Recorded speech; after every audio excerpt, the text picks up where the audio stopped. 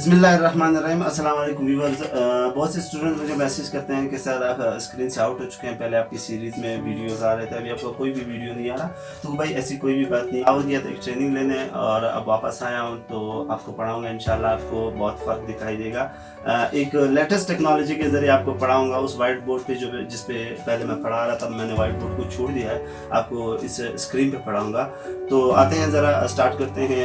आज का हमारा पहला लेक्चर है, तो ज़रा स्टार्ट करते हैं पहले लेक्चर से। What is cell? सेल पे बात करते हैं। सेल का लफ्ज़ जो है वो ग्रीक से निकला है और इस लफ्ज़ का मतलब है चैम्बर। सेल का जो डेफिनेशन है वो है it is the basic structural and functional unit of life.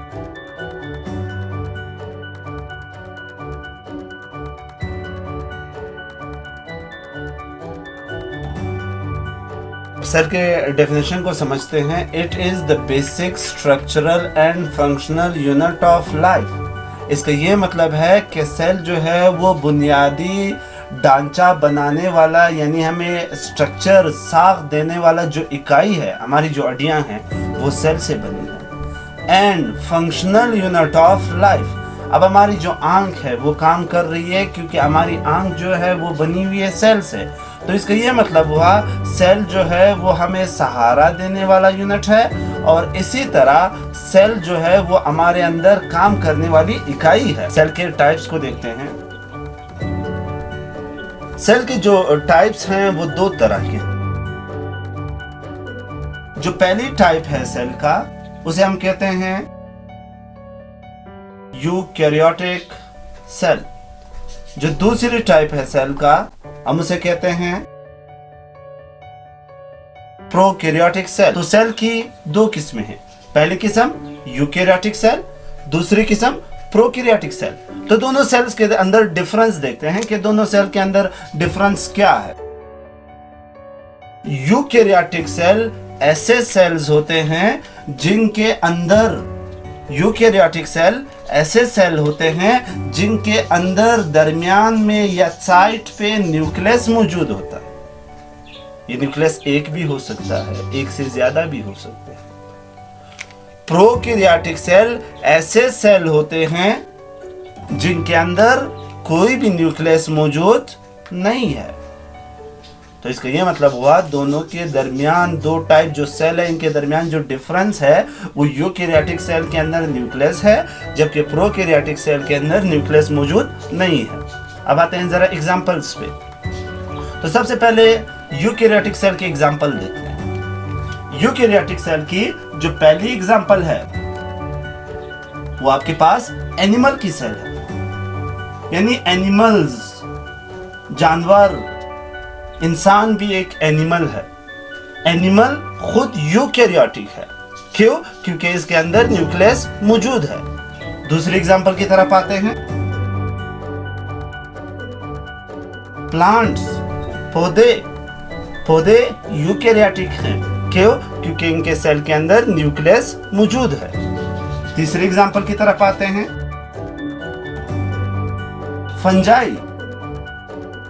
Fungi eukaryotic हैं। क्यों? क्योंकि इनके अंदर न्यूक्लियस मौजूद है। और जो लास्ट है आपके पास प्रोटिस्टा यूकैरियोटिक है। क्यों? क्योंकि इनके अंदर न्यूक्लियस मौजूद है। तो ये चार animals, plant, fungi, protista eukaryotic हैं और इनके अंदर न्यूक्लियस मौजूद है। जबकि जो प्रोकैरियोटिक हैं, प्रोकैरियोटिक का हमारे पास जो एग्जांपल है वो आपके पास है बैक्टीरिया प्रोकैरियोटिक है। क्यों? क्योंकि इनके अंदर न्यूक्लियस मौजूद नहीं है। और बैक्टीरिया का एक और साथी है जिसे हम साइनोबैक्टीरिया या अक्सर साइनोबैक्टीरिया को अक्सर ब्लू ग्रीन एल्गी भी कहा जाता है। बैक्टीरिया और साइनोबैक्टीरिया दोनों प्रोकैरियोटिक है क्योंकि इनके अंदर न्यूक्लियस मौजूद नहीं है। तो आज हमने पढ़ा सेल, सेल का लफ्ज जिसका मतलब है चैम्बर और ये ग्रीक का लफ्ज है। सेल का definition, it is the basic structural and functional unit of life. जिंदगी की जो बुनियादी इकाई है, काम करने की इकाई, और स्ट्रक्चरल सहारा देने वाली जो इकाई है वो हमारे पास सेल है। सेल की किस्में हमने देखी, सेल की दो किस्में हैं, यूकेरियोटिक, प्रोकैरियोटिक। यूकेरियोटिक सेल वो सेल जिनके अंदर न्यूक्लियस मौजूद हो, जबकि प्रोकैरियोटिक सेल वो सेल जिसके अंदर न्यूक्लियस मौजूद ना हो। यूकेरियोटिक सेल आपके पास 4 तरह के हैं, animal cell, plant cell, fungi cell, protista cell. जबकि आपके पास प्रोकैरियोटिक जो सेल है वो आपके पास बैक्टीरिया और साइनोबैक्टीरिया है। इन दोनों के अंदर न्यूक्लियस मौजूद नहीं है, इन्हें हम कहते हैं प्रोकैरियोटिक सेल। अब आते हैं जरा एमसीक्यूज की तरफ। The basic unit of life is, MCQs है आपके पास, dash. The basic unit of life is, जिंदगी का जो बुनियादी इकाई है वो क्या है, तो इस MCQs में आएगा सेल। दूसरे MCQs की तरफ आते हैं। सेल कंटेन न्यूक्लियस इज, वो सेल जिसके अंदर न्यूक्लियस मौजूद हो, हम उस सेल को क्या कहते हैं? तो हमने देखा वो सेल जिनके अंदर न्यूक्लियस मौजूद हो हम उन्हें कहते हैं यूकेरियोटिक सेल। तीसरा एमसीक्यू, वो सेल जिसके अंदर न्यूक्लियस मौजूद ना हो, कौन सा सेल है वो? तो हमने देखा वो सेल जिसके अंदर न्यूक्लियस मौजूद ना हो हम उसे कहते हैं प्रोकैरियोटिक सेल। तो इसका आंसर है प्रोकैरियोटिक सेल। स्टूडेंट्स अक्सर कंफ्यूज होते हैं यूकेरियोटिक सेल और यूकेरियोट के अंदर। देखिए जी, एनिमल के अंदर न्यूक्लियस मौजूद है, इसी वजह से एनिमल को हम कहेंगे यूकेरियोट, और हम कहेंगे कि यूकेरियोट के अंदर जितने भी सेल होते हैं उन तमाम को हम कहेंगे यूकेरियोटिक सेल। बात करते हैं साइटोलॉजी पे, चूंकि ये सेल से रिलेटेड लफ्ज है तो साइटोलॉजी क्या है? साइटोलॉजी लफ्ज को अक्सर लोग एक और नाम से भी पुकारते हैं और वो नाम है सेल बायोलॉजी। साइटोलॉजी हम आसान अल्फाज में कह सकते हैं, साइटो का मतलब है सेल, लॉजी का मतलब है स्टडी।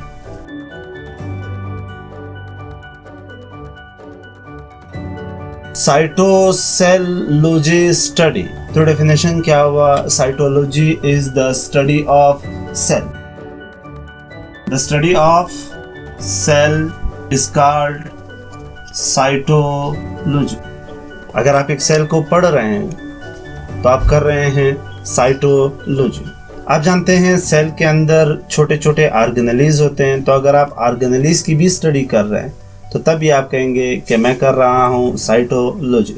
सेल थ्योरी पे बात करते हैं। सेल थ्योरी क्या है? 17th सेंचुरी में जब सेल डिस्कवर हुआ, जिसको सबसे पहले रॉबर्ट हुक ने किया, तो उसके बाद कई सारे साइंटिस्ट जो थे उन्होंने थ्योरियां बनाई। इनमें से 2 बायोलॉजिस्ट थे। बायोलॉजिस्ट का मतलब है बायो पढ़ने वाले। पहला जो बायोलॉजिस्ट था उसका नाम था शील्डन, और जो दूसरा बायोलॉजिस्ट था उसका नाम था शिवान। शील्डन और शिवान दोनों ने मिल करके एक थ्योरी बनाई और उस थ्योरी को हमने कहा सेल थ्योरी। शील्डन जो था ये एक बॉटनिस्ट था, यानी बॉटनी पढ़ने वाला, आप कह सकते हैं प्लांट्स को पढ़ रहा था। जबकि शिवान जो था ये एक ज़ूलॉजिस्ट था, यानी ज़ूलॉजी पढ़ने वाला। शील्डन और शिवान दोनों ने मिल करके सेल थ्योरी बनाई। अब सेल थ्योरी क्या है? सेल थ्योरी के कुछ मेन पॉइंट्स हैं, तो उन मेन पॉइंट्स पे बात करते हैं। जो पहला मेन पॉइंट है सेल थ्योरी का, सेल थ्योरी का पहला पॉइंट था all animals are made of cell. यानी इस दुनिया पे जितने भी जानदार हैं वो तमाम बने हुए हैं किस चीज से बने हुए हैं? सेल से बने हुए। सेल थ्योरी का दूसरा पॉइंट था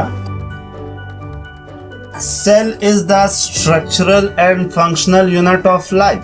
मतलब एक जानदार के अंदर जितने भी काम हो रहे हैं वो सारे हो रहे हैं सेल की वजह से। सेल थ्योरी का जो तीसरा पॉइंट था वो था कि हर सेल पिछले सेल से आता है। मतलब अगर पहले एक सेल मौजूद हो तो उस सेल से और सेल पैदा हो सकते हैं। आप जानते हैं माइटोसिस के जरिए या मियोसिस के जरिए नए सेल बनते हैं। तो ये तीसरा पॉइंट था।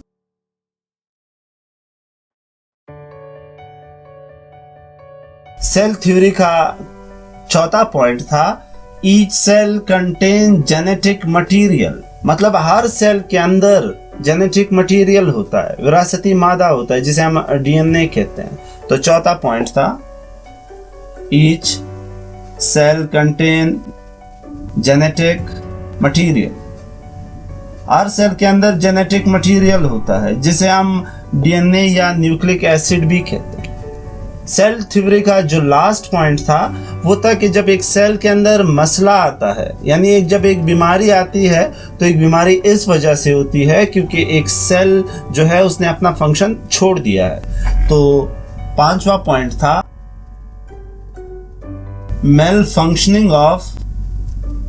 malfunction of cell cause disease। जब एक सेल में मसला आता है तो उसी की वजह से बीमारी होती है। अब आते हैं जरा एमसीक्यूज की तरफ। जो पहला एमसीक्यूज आपको एंट्री टेस्ट में या एमकेट के एग्जाम में मिल सकता है। तो पहला एमसीक्यू आपको मिल सकता है द स्टडी ऑफ सेल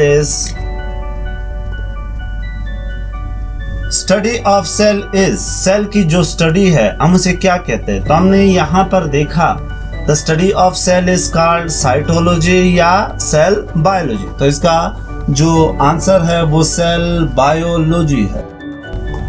दूसरा एमसीक्यूज हो सकता है कि सेल थ्योरी को किसने बनाया? तो हम देखते हैं जरा। Cell theory is modified by या इज डेवलप्ड बाय। तो इसका आंसर क्या है? इसका आंसर हमने देखा कि सेल थ्योरी को दो साइंटिस्ट शील्डन एंड शिवान ने मिलकर के सेल थ्योरी को बनाया। ये शील्डन और शिवान दोनों ने मिलकर के इस सेल थ्योरी को बनाया है। इसी वजह से यहाँ पे जो आंसर होगा वो आपके पास शील्डन प्लस शिवान होगा। और कुछ लोग कहते हैं डेट भी याद रखनी चाहिए। तो ये जो शील्डन था ये 1838 में था, जबकि शिवान जो था ये 1839 में था। इन दोनों साइंटिस्ट ने मिलकर के सेल थ्योरी को डेवलप किया।